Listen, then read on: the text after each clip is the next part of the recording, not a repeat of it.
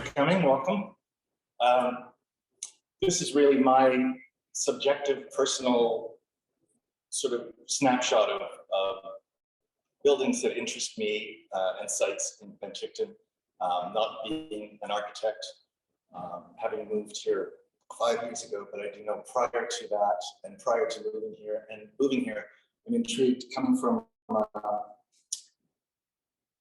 Victoria, where I grew up, and largely back laneways don't exist. I initially started walking down laneways, and it's fascinating what you see from the quirky, highbrow, lowbrow, people's makeshift attempts at sealing off their back yards, etc. This is a house near me. I'm assuming there was a step or porch off it at one time. My wife says, well, you know, at least you can hang the laundry in there. And of course, there's been some great graffiti added to some of the laneways, alleyways in Penticton in the last several years. So I do find it's quite enlightening that if you wander through some of the laneways, what you find. And just natural compositions appeal to me, like somebody's done a makeshift hammer and nail board up here, but it's just a selection of objects. It's like an interesting little collage. And texture as well. Here's some, plyboard with the way it's weathered has an interesting grain to it, showing through. And obviously, once you patch up graffiti, the paint doesn't match. So. And that's the St. John Catholic Church on the west way, but seen from the laneway behind it. So, sort of an interesting view that you don't see when you just drive by it on Wade Street. And I have a friend in Victoria who has seen this image that looks like a scene from The Graduate, where someone's going to go and break up the wedding ceremony. And so this is interesting because in 2017, the Globe and Mail wrote basically an interview / review with Tom Morowitz, who had written a book on Art Deco across Canada. And he was surprised by the fact that until 1951, when Penticton had a population of less than 10,000, there was a stronghold of Art Deco buildings. And so much so he met with there is a local group here, maybe not as active as it once was, Flat Top Society. I'll get to that in a few moments. But one of the people, of course, who was quite a key person in introducing Art Deco and building it in the South Okanagan was Robert Lyon, a Scottish Canadian architect, and he did the first municipal hall and library located next to where the current city hall is. I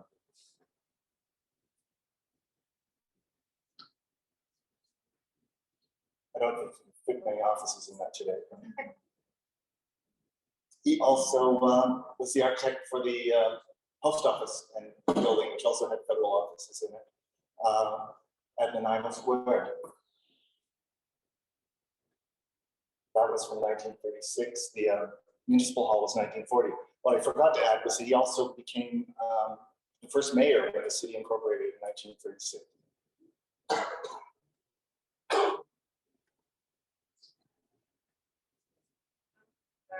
It's okay. Okay. As well, he 1939, I believe, the Penticton Herald building. He designed that as well, and that has that really much more deco, but streamlined approach with curved glass windows in the corner. And I just like this little block of very low rise stucco facades on Main Street in the 400 block that have these concrete Art Deco motifs. And in that same block, there's also one of the buildings still has some very basic geometric glazed ceramic tiles into the concrete stucco. So let me check the date here, 1949.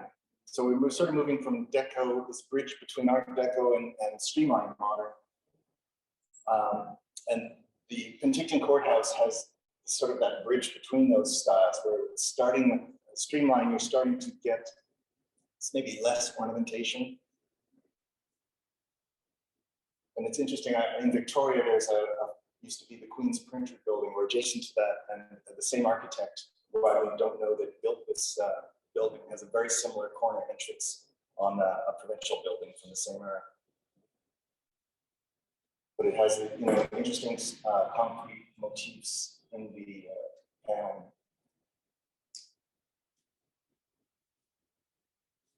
So we're going to come back to the Flat Top Society that was mentioned in that article. And I believe it initially consisted of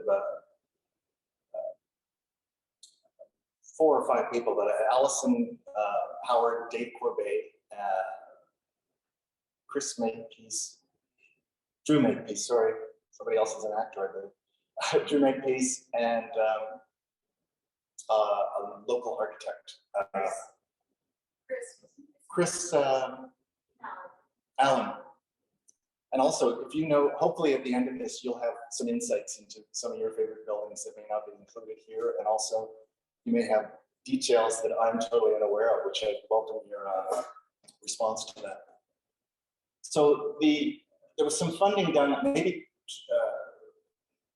around 2013. The Architectural Institute of British Columbia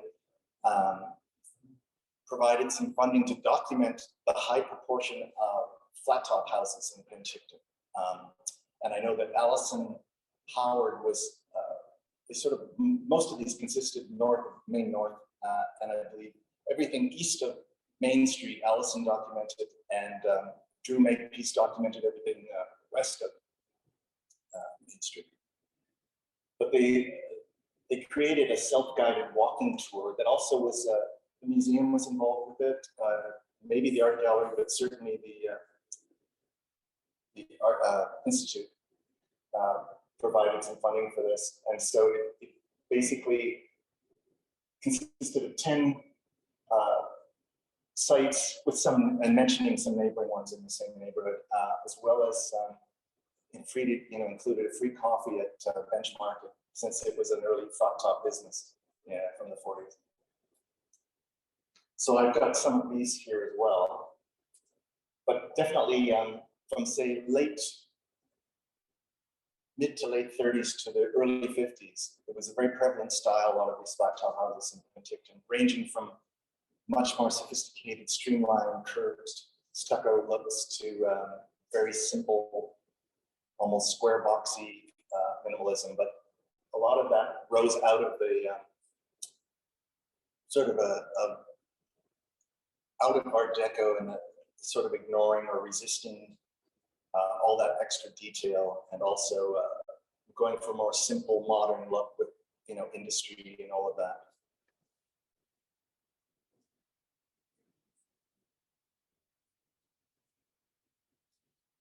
So the Parker House on Fairview Road is from 1940, yes.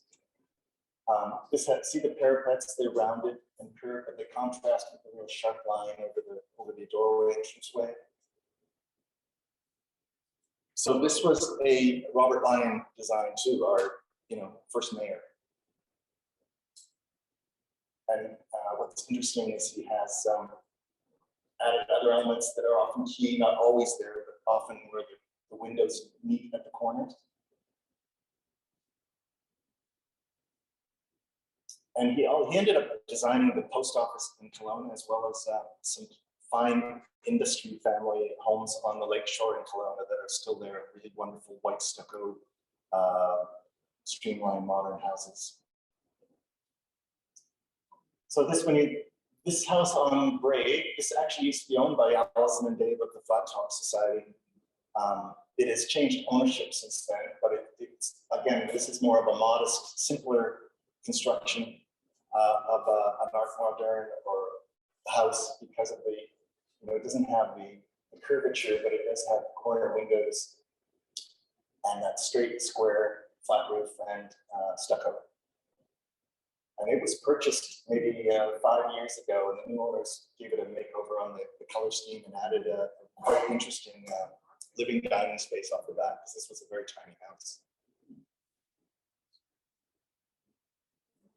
So now this house was built in 1944. It's still there on Norton. If you cross from Wade across the Creek Bridge they built, I think they built it for $800 in 1944. But it's almost got a weird, little house on the prairie thing going on there with the, whether those columns are a little bit ornamented, so they may have been added later, certainly the screen door was.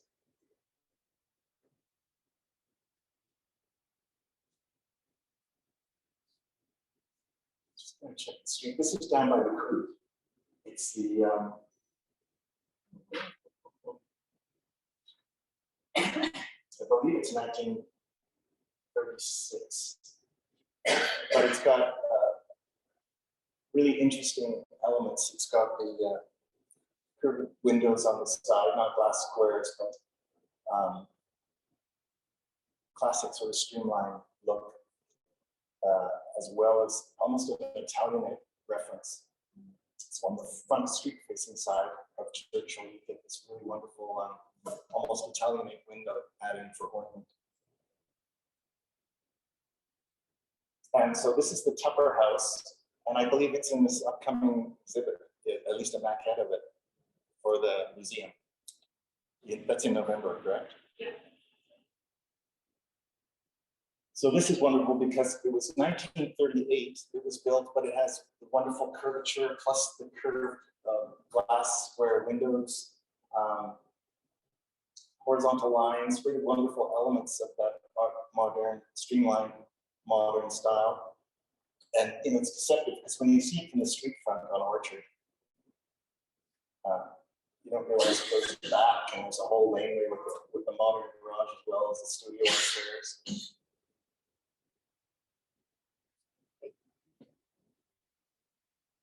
So yeah, the garage has the same nice quirky curved lines.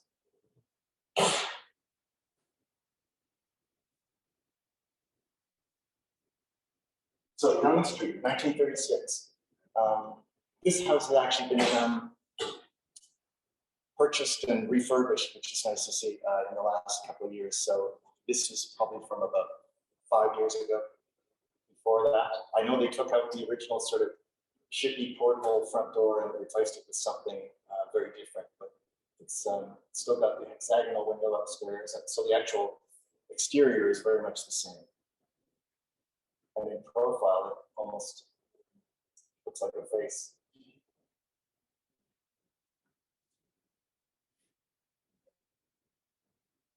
And this is the Parker House on Argyle, close to Bogner's, where you turn off Eckhart. Built in 1940. It's got, doesn't have the curves. I believe I spoke inside was curved wall arches and stairwell, but the actual exterior is very almost boxy, but does have windows that meet on the corner.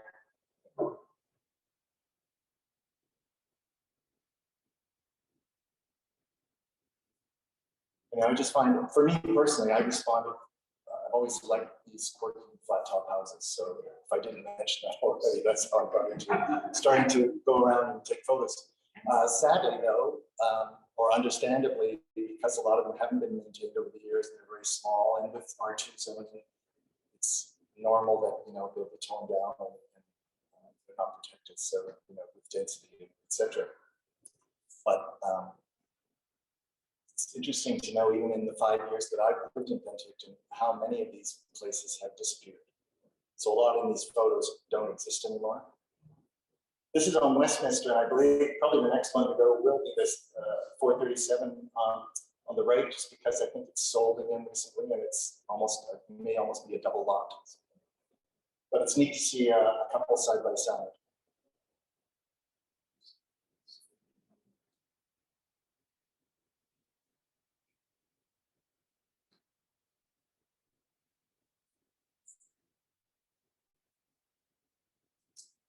This is on Nelson Street, so between Government and Eckhart. Again, an interesting house. It's got still some curves. I'm not sure what year this was built. There's almost a reference, like no one's told me exactly why there was this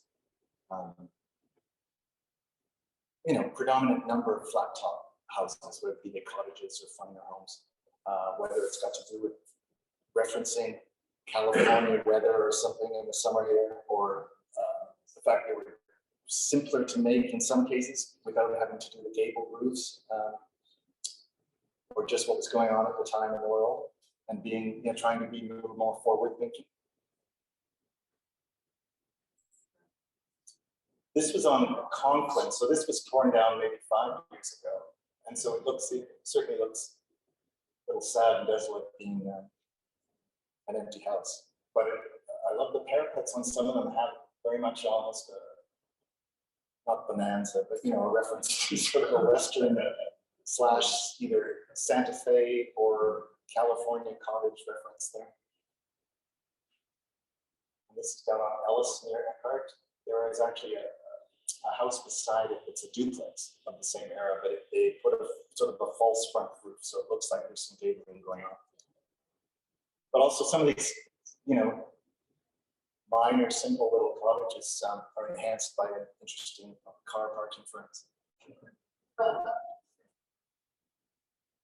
This is also at the upper end, near the IGA, that end of Nelson. And I love this house just because with that, it looks like something out of the West or out of the, New Mexico's. That's sort of kind of curved. See, I'm a loss for how to describe that roof.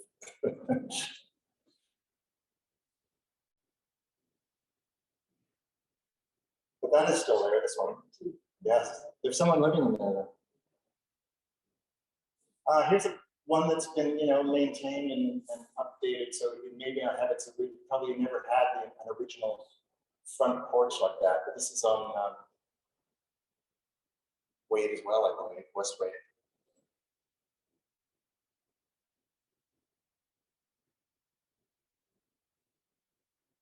And this house on East, it's where government runs into Nanaimo, I believe. Was a home and hairdresser salon, and it was purchased, and a lot of that ivy that was obscuring the entranceway began to appear a couple of years ago. So it was sort of brought back to life. So you can see, I never knew it had this wonderful porthole window inside, and features like the front stairwell. This is a house on Conklin, literally around the corner from the Lyon house, on Fairview there. So it's sort of, when you see a bunch of them all together, then it seems like, oh, it's quite a thing. And I had a friend who once said, it's like a cult.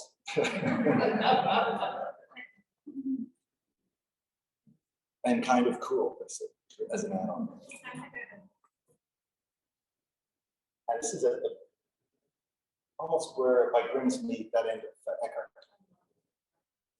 But someone did purchase this a couple of years ago, and they've been slowly fixing it up. That's the door. I always make a joke because this wouldn't be an original door on this house on this job, but it's a lovely house of that period.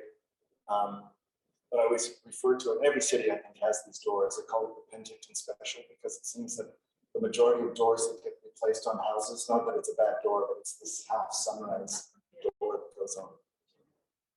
I think the previous one has that too. Yes.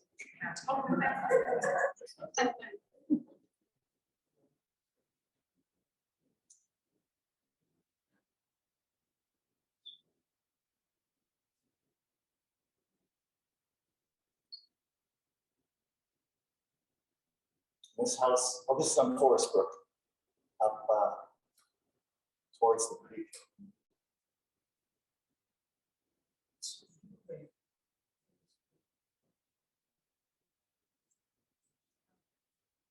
And this, there were the two I showed you on Westminster, and then further along Westminster, as if you're heading up towards the conference center, there were a couple of flat tops that were torn down maybe a few years ago.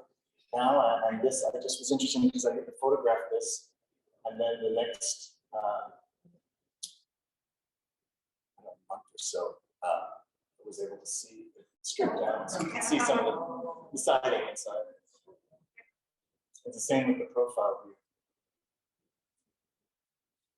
So a lot of these houses like this one, very modest, you know, probably a whole family was raised in there, but there would have probably been 1 or 2 bedrooms and a bathroom and kitchen, and sometimes a basement, sometimes not. I always find it though, and even modest houses, the way things change with materials now, you know, the cost of that wood siding, because it wouldn't just be particle board to go out the framing, right? And probably old fir. This house, sadly, someone did a beautiful garden restoration on it, but it was actually torn down last year. And my wife and I, we've gone around and find out who the developer and owner is, and we rescued some of the grasses because they said, take what you want, just don't take the yew trees.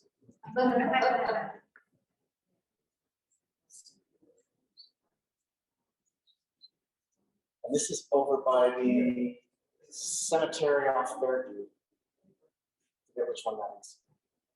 Anglican Cemetery. Yes. I don't see very many drainage pipes from the roof. Well, because, yes. So even though they're flat roofs, in many cases, they're not totally flat. There might be a 20-degree incline. But so in most of these houses, if there's a drain pipe or a gutter, it'll be at the back of the house. And a lot of the times they'll have like an addition off the back, like a very small one, like a mudroom or something. But that's where you'll usually see it. I think later on when you see like mid-century houses from like tar and gravel roof eras, you'll see an internal drain pipe, but coming down, not internal, but around the corner of the house, but draining right off the roof, not from a gutter. But that's what I've noticed with some of these, it's sloping off the back.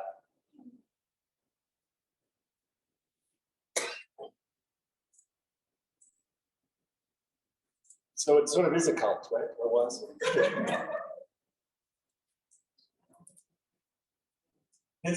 Okay, so here's another. I haven't pointed out this one's here, this one isn't, but I know this house was on Government Street, and it's, I think there's a set of townhouses there now.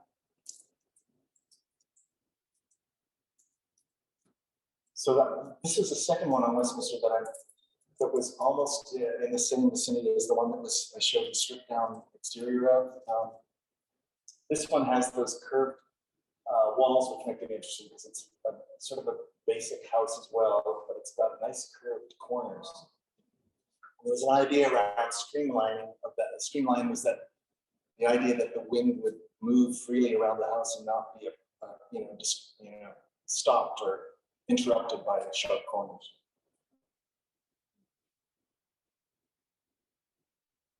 And this is the,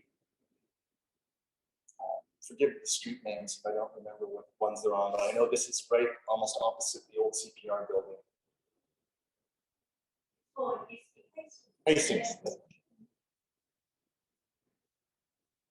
But see, there's almost like a Spanish/California influence into a lot of these too, with the parapets.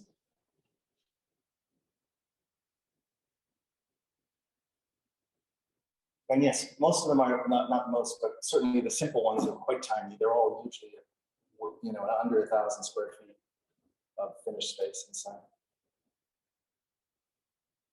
This one, I believe, has been torn down. It's certainly being stripped in the summer. It was being, I walked past it and it had already been stripped of its interior.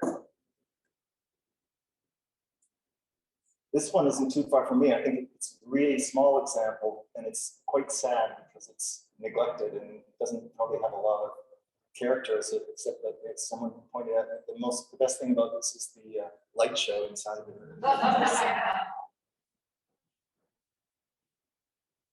And this house, has been restored nicely, or saved in the last couple of years too. It's for sale on Tennis Street. And it's a totally different color now, more of either an ochre or a cocoa color, but really teeny. I'd seen the inside of it, and it still had original fir woodwork on the door frames and doors that hadn't been painted and stuff, but it was tiny, tiny rooms.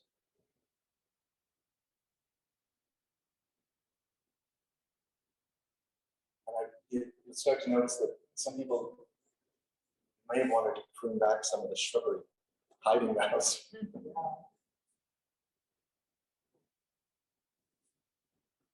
So you get an idea from that anyhow, but I just found it very interesting. I had spoken to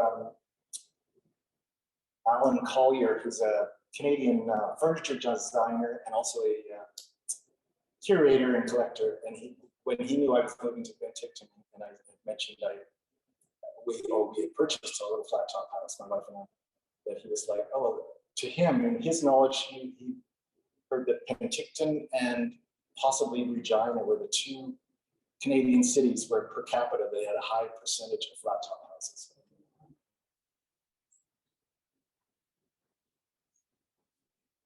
But there is someone living in this place, but you sometimes don't know it.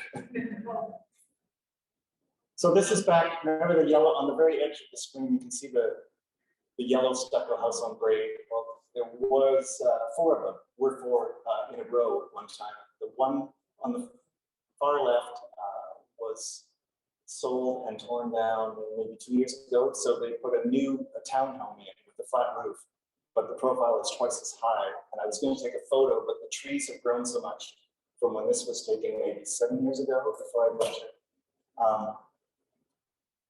that it doesn't really show. I'm saying that sometimes with the way buildings go in now on a single lot, and there are two homes, and the profile is high, maybe sometimes out of line with what would have looked normal on the street. But I wasn't able to illustrate that with this, but sometimes it throws it out out of whack in line with small cottage height.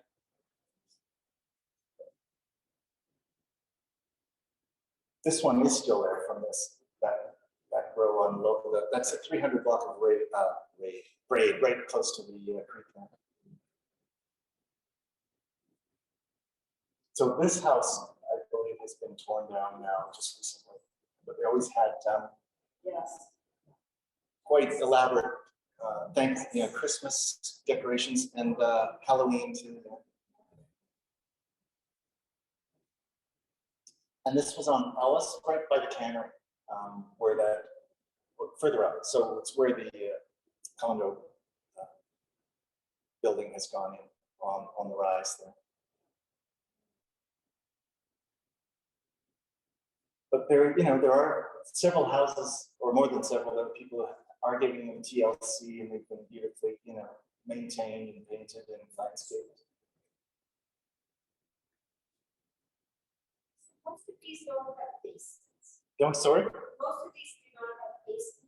They might have crawl spaces. I know our house it's coming up next, I think it's 1938, and the surprise when we looked at it was that it had a full basement.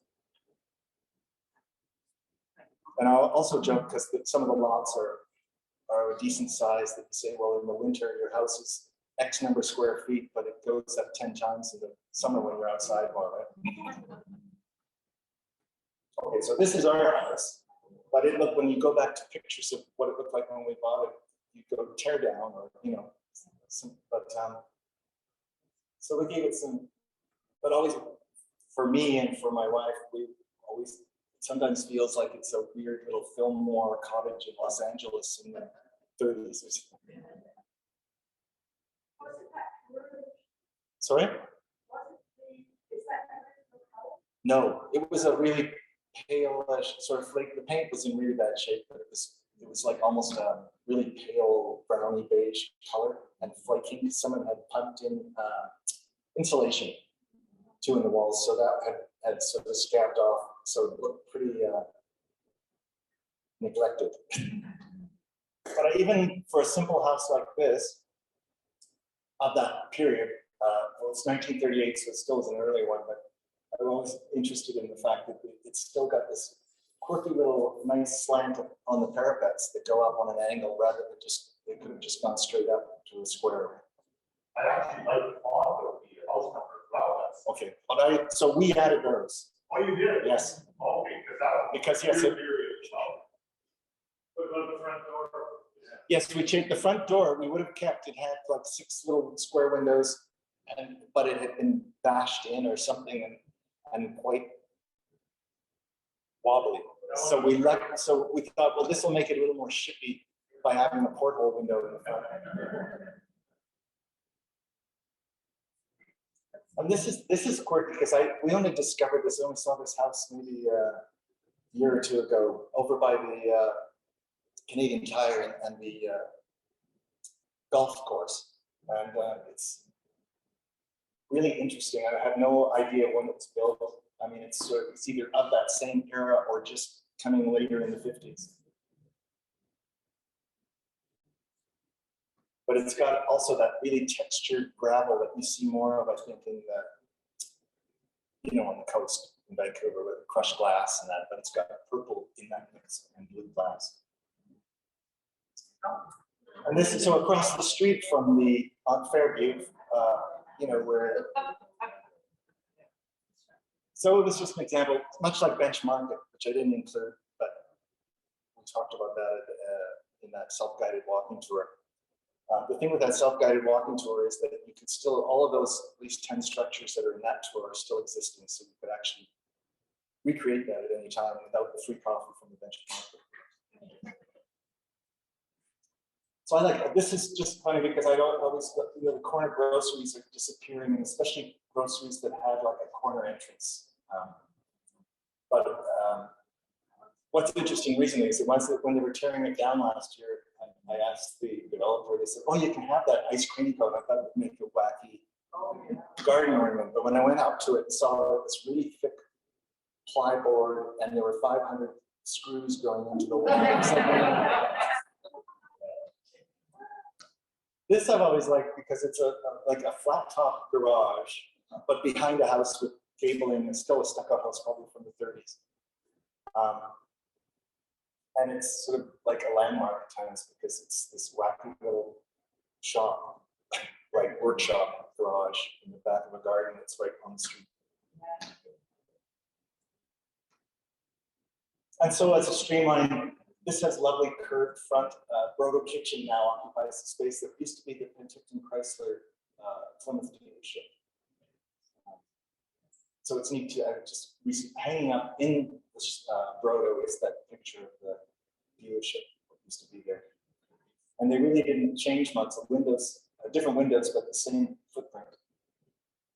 And it's just funny, I showed this to a friend of mine, and who had lived in Penticton in the 60s. And he said that his cousin won a red Plymouth Barracuda in 1965 from a Kellogg's cereal contest. And she had to go to this dealership to pick it up.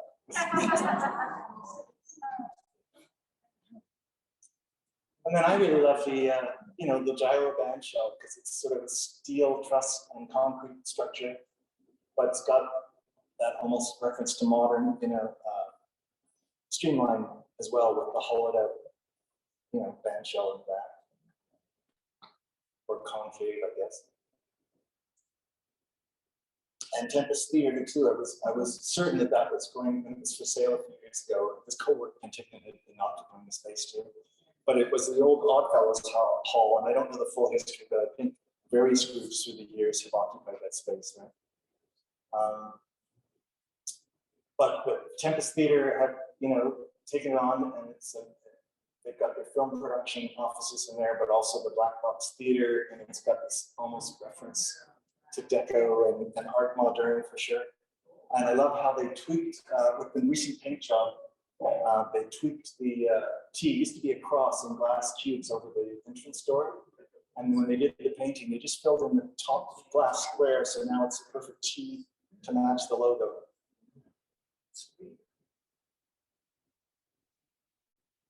And I guess this is one of my favorite houses, and it's interesting. It's 1927, and it's the lodge. What's the first name? White Lodge. Thank you.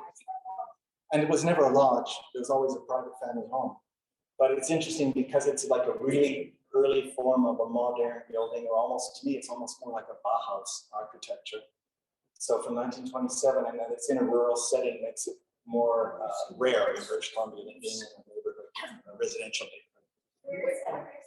Sorry? Yes, if you turn right off Upper Bench Road onto Narromana Road, it's on the left opposite Township 7 Winery. but it's concealed behind all this landscaping. But this was just the other day. It was such a nice fall day. I snuck around on the property. No dogs came after me. Because usually you can't see that view of it unless you went down the private residence where Kanazawa Winery had been operating. Is this the Harris House? The Harris House. I don't know who designed it. It's with the museum. Yeah, yeah. Is that just how, Yeah. just to clarify, the Yes. Harris family owned it for years, but the person who built it, and designed it actually, was an army engineer. Okay, it was an army engineer who designed it and built it.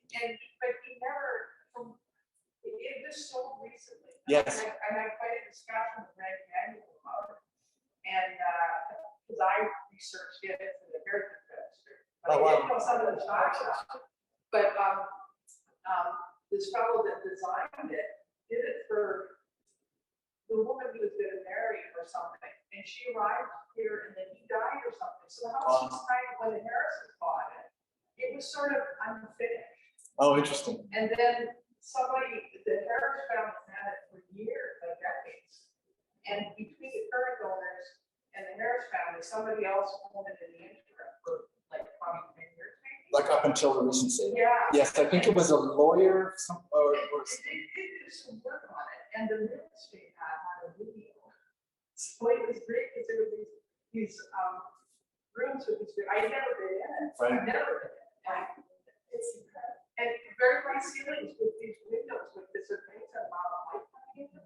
yes, like in the front. And like the light was so strong the other day that I couldn't really photograph it from that front entrance because it has that porte cochere or the drive-through covered piece where you could come into the side through the side. Well, the But- original, owner, Sorry? the original owner, his wife came out for England. Yes. I think I didn't know that, but she fell. They had an elevator. She fell. So, and was killed. Like, she Wow. died. So they bricked up the elevator down the Wow. and he had all sorts of apple trees out, very set out, very rigidly at the back of the house. They were. Actually, thank you for reminding me about that. It seems to me that when this fellow built it, he needed her money to finish it. Oh, right. And when this went around, when she died. I think there's a Netflix series coming.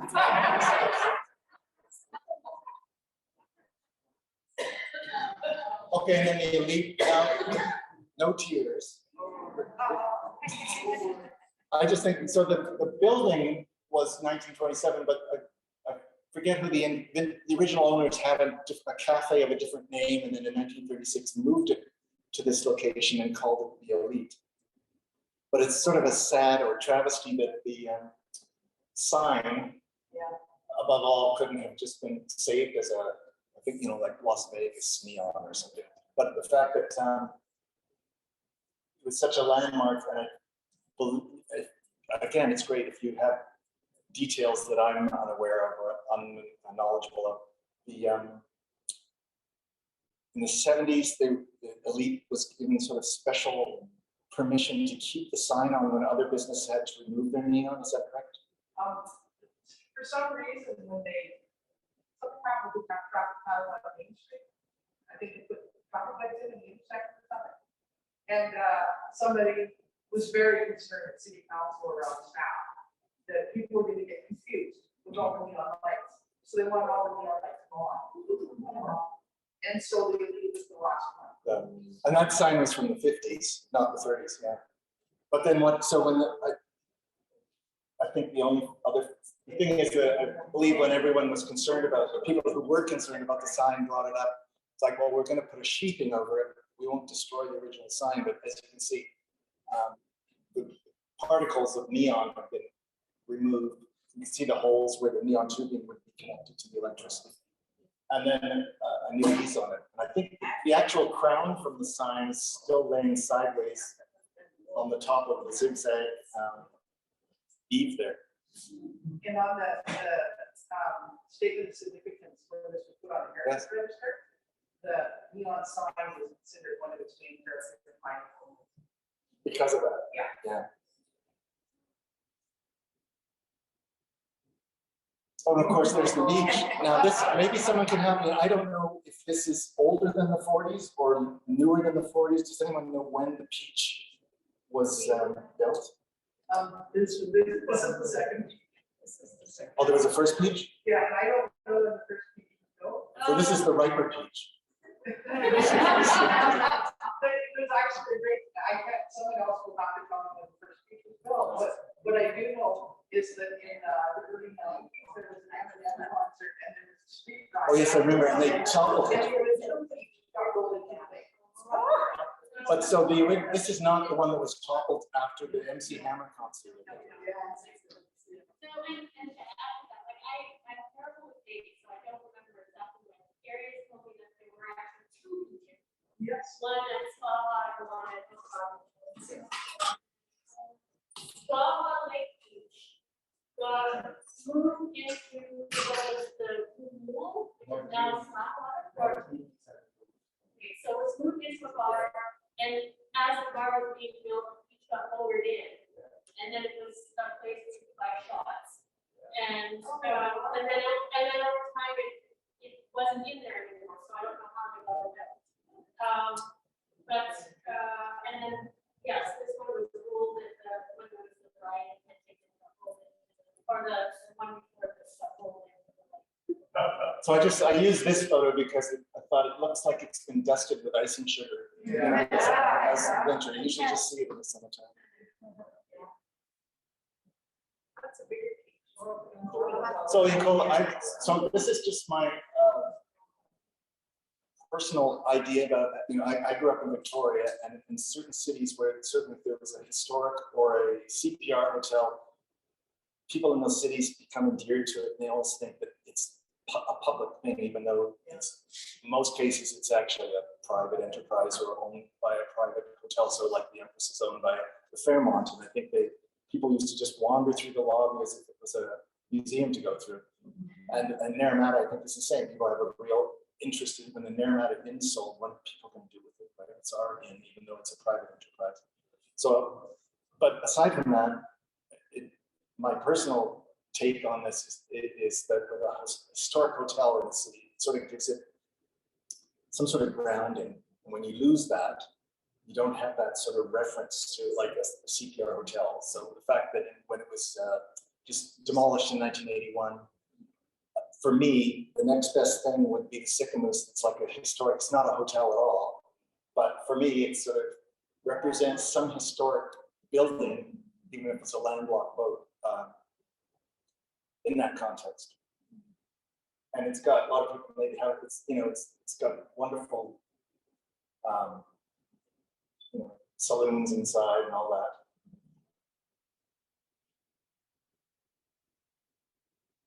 And then, so these are just a few of my, in passing, one, again, like specific houses, it's not all encompassing, but certain ones I like, they're all different. This is considered, it was 1935, I believe, and storybook style, they called it. So with the stucco house, the round turret over the porch, and kind of, they're almost referencing like a Walt Disney cartoon or something in that sense. But someone had told me that there used to be a driveway, like they later on put a copycat garage on the back of the property, but you used to be able to drive up the front lakeshore driveway, do a sharp right, and the parking was underneath the house. But they've been building this, we're not sure if it's a bandstand or a podium or something. For all summer, it's not completed, so I don't know what this scoop is. I will say it's a little awkward, but I think they wanted to sit outside. But my read on it is that even though they've done that, they put it in front, and so it doesn't technically fit the original architectural. Right. So it could easily be taken down. Right, as a sort of, detachable structure. Well, then, so now, here's another thing. Sometimes, a house can be more exotic just because of garden statuary. So this house down by the creek, I love because it has whether it's authentic or, fake Northwest Coast style totem in the front. It makes it very exotic to me. And then, this mobile home, so architecture in that sense, that always had this giant Bigfoot Sasquatch in front of it at the Ogo mobile home park. And that would change through the seasons too, I think, with costumes. And then see, look how wonderful this is with the White House in front.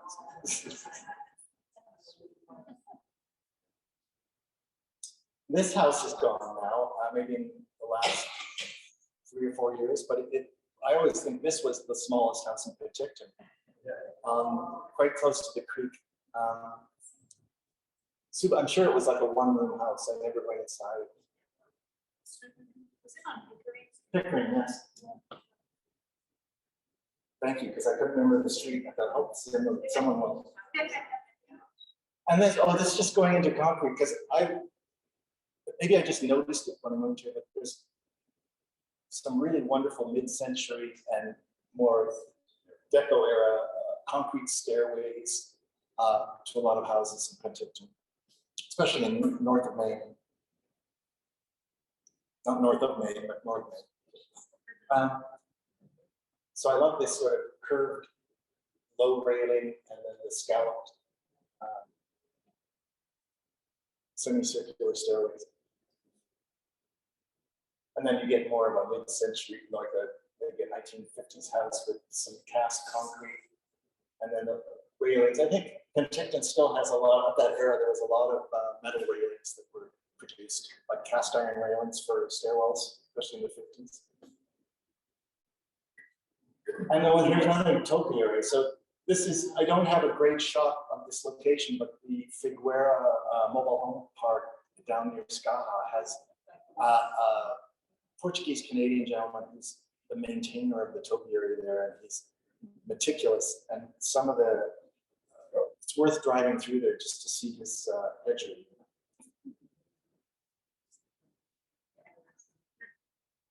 I don't think he did. Maybe he did this property too.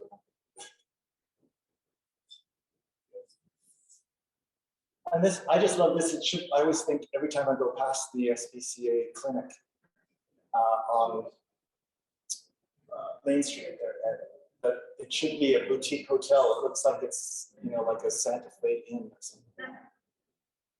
In that Adobe style with those vigas, the wood logs that come out of the front. Oh, and here's now like a modern knockoff of that, probably from the 60s. Sort of more like the West meets the Jetsons or something. And that's above, when you go up Haven Hill, if you were to turn left in those streets.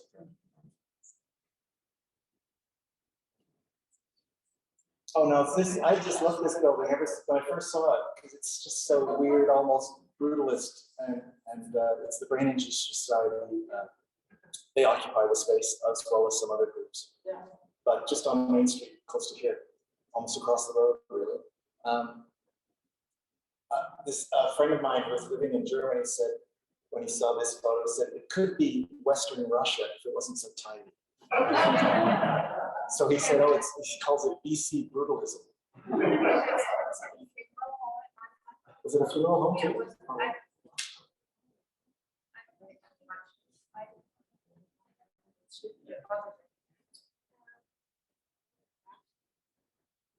I'm just an interesting mind. This building is generally obscured by trees, certainly in the summer, so you don't see that. It's up in behind the Bench Market apartment building. And I really love this very sort of modern, mid-century apartment building. That's off Morton. And of course, this house is probably my favorite mid-century house in Penticton on the lakeshore. And they have astroturf, so it never goes brown that fast.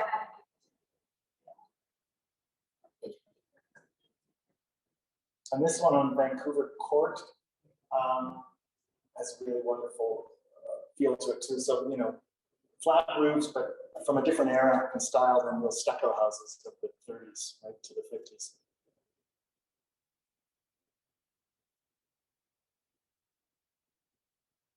And some more, well-maintained hedges there. Some more of the mid-century houses, which there are a lot of, many of you think of the Bank of Montreal and the post office on Lower Main Street there. There seems to be some of a heyday in developments up near Carmine and all that, where a lot of mid-century houses, subdivisions were in.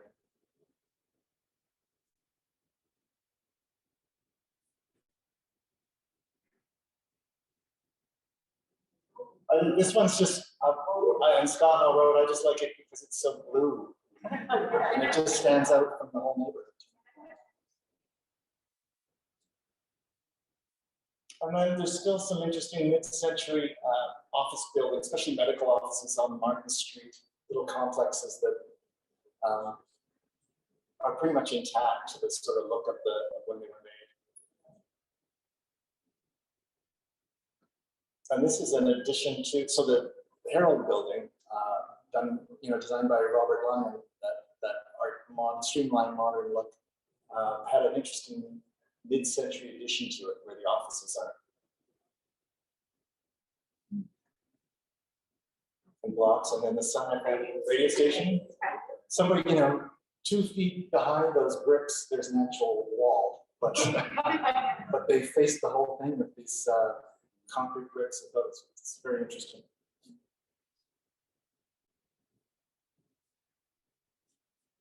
And this is close to, this is on Eckhart near the high school, so it's where the Uptown development is now. But it was being used as a daycare. I don't know what its original use was, but I just love the fact that it's concrete block and then windows. The windows weren't colored glass, but they put like colored mylar over them. But it just was always neat to look out the front porch at night and when the lights were on to see this sort of sculptural piece. And then, of course, the Argyle Apartments on, when you're thinking of an amazing use of concrete block construction on Argyle. So I used to live in the top apartment. On this side? On this side, and Oh, I wow. locked myself out a number of times, and I was able to use the concrete block.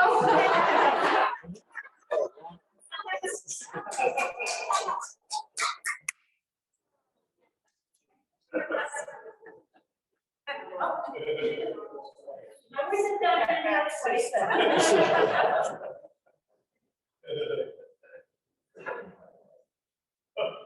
And then there's the, the building we're in now, which has some really lovely concrete work. And also the cast, I'm not sure about the history of the logo for the museum.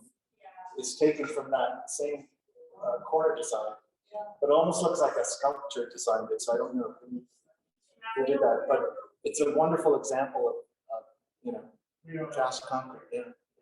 I think it was Boy Meekendorf, the architect, did this original building. Cal's dad. Yeah. Yeah, because he actually designed, Cal, I was talking to him one day, his dad designed bricks that were used in Penticton on certain buildings, like I think the next slide might be the tennis club. Okay, And but yeah, I always thought, like, yeah. I've never seen this, right, but maybe politics for, but then his dad was the one that designed for his mom, who was also the architect. Right. Oh, interesting. You were that. Yeah. Yeah, so this, I believe he said his father had, Cal's father, and his first name was Roy, had these bricks made for the Penticton Tennis Club out by the marina, but it's sterile. I'm not sure what its fate will be because it's been neglected for years and it looks like it might be torn down. But it's a really striking building when you walk around and just see that very modern brick style and just the standard cinder blocks, which is all I've ever seen growing up.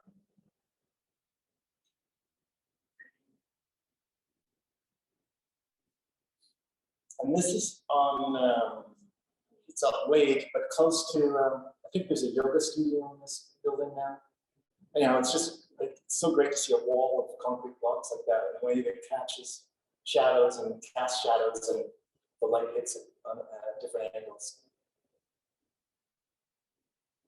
And well, the Catholic Church across, well, just up the road, they have a lot of brick construction, and it's, I believe, this pattern. But you also see across the street where the Kitchen Kura Japanese restaurant is. I just thought this stood out in painted red for some reason.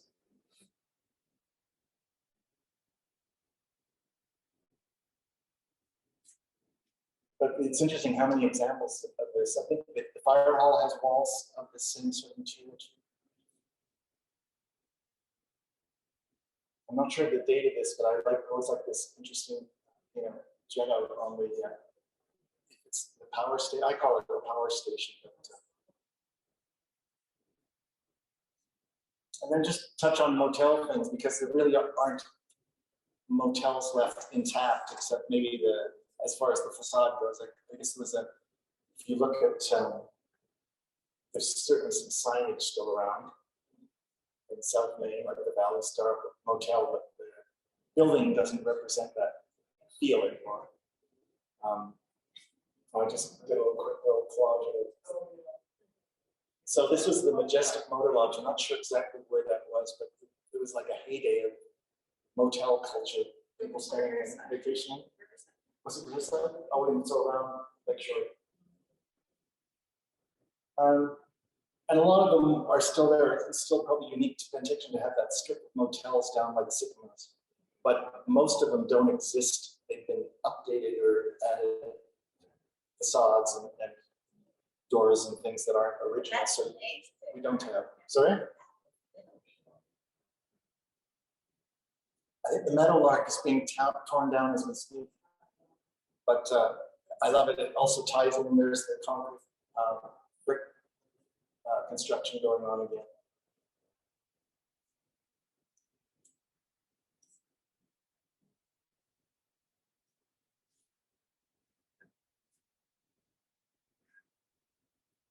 And the El Rancho, I did. So that has a fate now, doesn't it? It's going to be developed as for a housing or something. I just like it because it is pretty intact. The sides, roads and suites, and the actual front and the office. And I didn't realize, I saw an old postcard recently, and the actual, what was the auctioneer space beside it was the old dining room. So that's where you go for your meals. Chinese food too? Wow.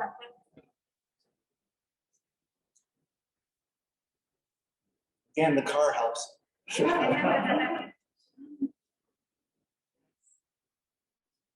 Okay, so now what happened during COVID, I started doing sort of like a drawing / watercolor a day. But it started out, I did all sorts of subjects, but I thought, well, I'll take some of my photos and turn those into sort of daily exercises and painting and stuff like that. So I'm just going to show you some samples of. So I hadn't done that for years. My wife encouraged me to. She said, "You haven't done sketches in 20 years or something, or watercolors." So that was sort of a nice way to also sort of hone in on some of these buildings, right?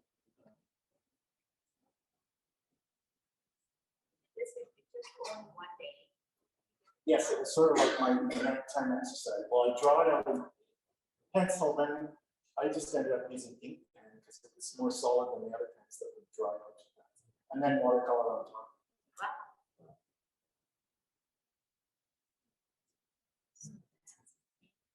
So you recognize some. There's a few in here that I didn't show images of. And I missed that.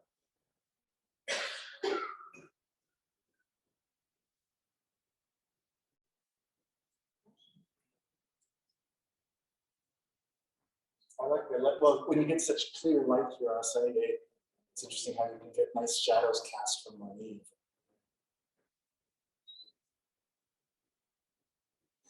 Your pictures are very kind to the subject and motivation. I know it's, well, somebody said that maybe, you can take a license in the colors. Yeah.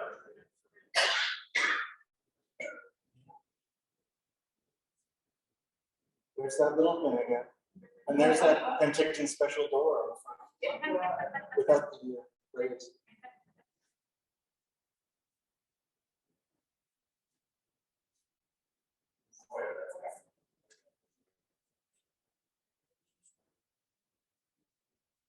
How long does it take to draw one of those? How long would it take me? 2 or 3 hours, I'd say. Was trying to do it, had to do it as a daily exercise. But after a year and a half, I stopped because it became like I felt guilty if I didn't do it. I think that's it. Yes.